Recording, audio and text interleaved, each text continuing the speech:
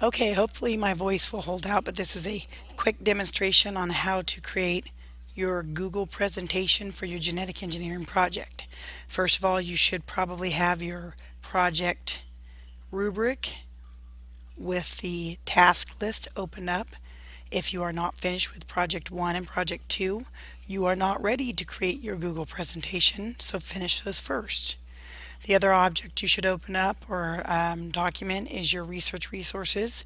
These should be finished already. This was part of project 2. And then you want to go to your Google Drive, and this is where you want to start. As you can see, because I have an arrow next to chapter 13, that's my active chapter. I'm going to click on the create button, and you're going to scroll down to presentation and click on presentation.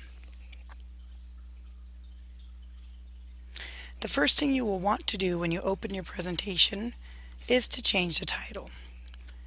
Oh, actually, you want to pick your background. I forgot it automatically set you up on that. So I'm going to go to steps since I've used that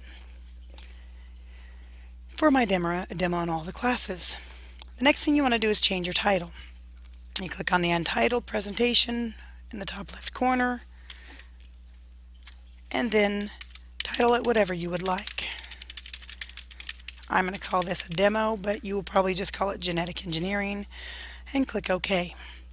Now, when I think about the number of pages, I'm going to refer to my project checklist. And if you look at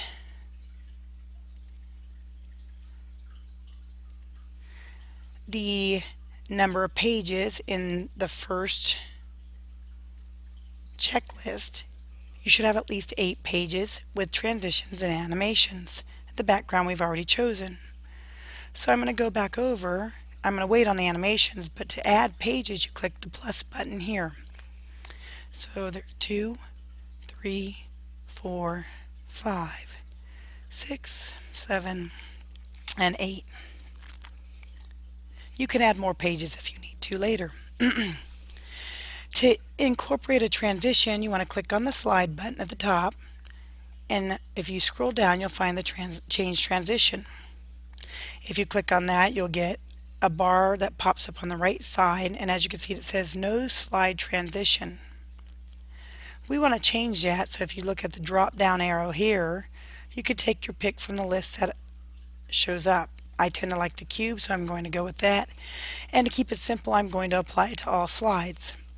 You won't know if you applied it to all slides unless you click on the next slide to check, and sure enough it says cube. It means we're good to go.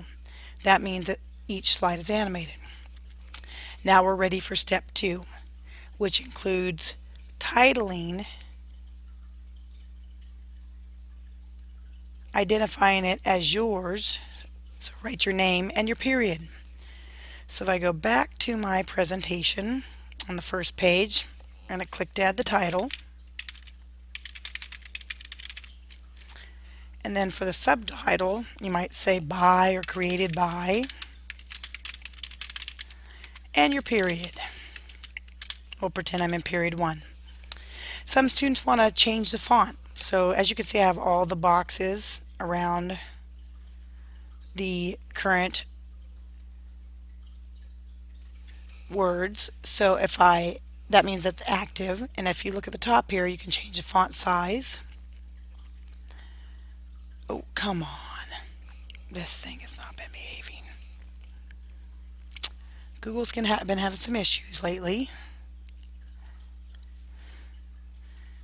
Let's see what happens this time. Every time I try to change the font size, it doesn't want to behave.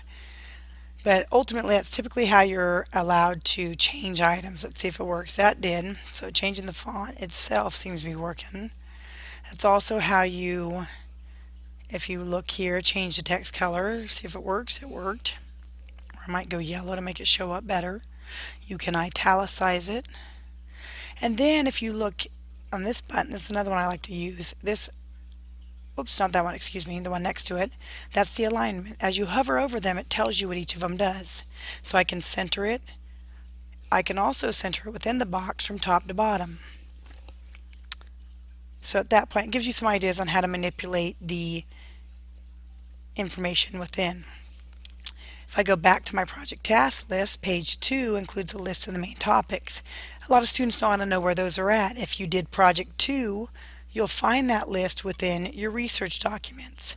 They're the main topics within what you search. So we have genetic engineering tools, creations, and the Human Genome Project. So we go back. You might call it your table of contents. You might call it your list of topics. It's your presentation. Go with what you like. So one was genetic engineering tools. 2 was creations of genetic engineering. And 3 was the Human Genome Project. I know for me personally, I like to have the subtopics. If I were to go back, I would find that within tools, the first topic is restriction enzymes. And I know for me, I would want restriction enzymes to actually be a smaller font. I don't know if I'm going to have the option to do it right now. We'll try, see if I get the same symbol. But I'd probably change the size of that. Same thing. I don't know what's going on. I got to reload it. But you usually can highlight it and change the size of the font. So I would continue to incorporate the tools underneath. One problem that students have found is that when they want to load a picture, so let's say I'm on my first tool, which would be on this slide. Oh, come on. Got to refresh the page again. Sorry for the pause.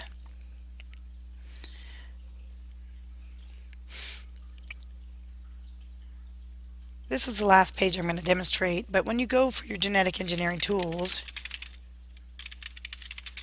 I recommend doing one per page. So the first one was recombinant DNA. Ultimately, what am I looking for? If you go over back to the descriptions, I tell you I want a description of what it does, a picture demonstrating its use, and a summary of why it's used in genetic engineering. If you tell me how it's applied to real life, that would work for the why. Why do we use it? Why is it important? So if I go back to my project, I might set this up as, what does it do? Why is it important? And since I know I have 5 tools, my recommendation would be to copy this slide after animating it. So how do we do that? If you go back up to slide and you go to the change transition, it pulls up our transitions and allows you the option to animate. So I would say I could add the animation. I might say I want it to fly in. I might want to check how it looks, so I hit play. To get it to move, you actually have to click it, and there's to fly in. If you're curious what by paragraph is, that means every time you hit enter, oops, I got to stop it first. There's one of the little details of Google presentations. When I hit by paragraph, that means every time I hit enter, it comes in separately. I tend to like by paragraph. I also said to insert a picture. One problem that students have run into is they will go to insert a picture. Let me open up my picture link up top.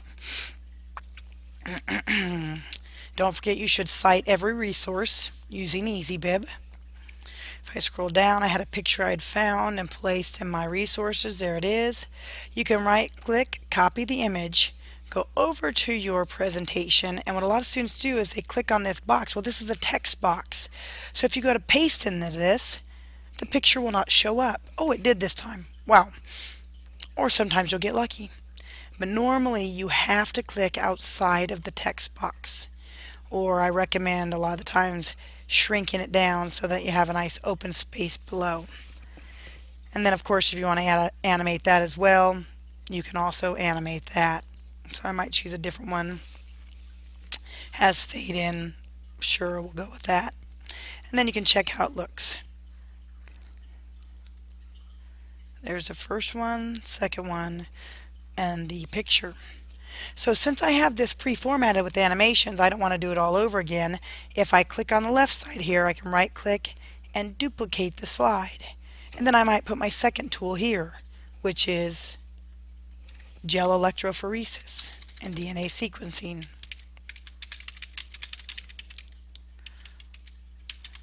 So it's already animated and you don't have to do it again.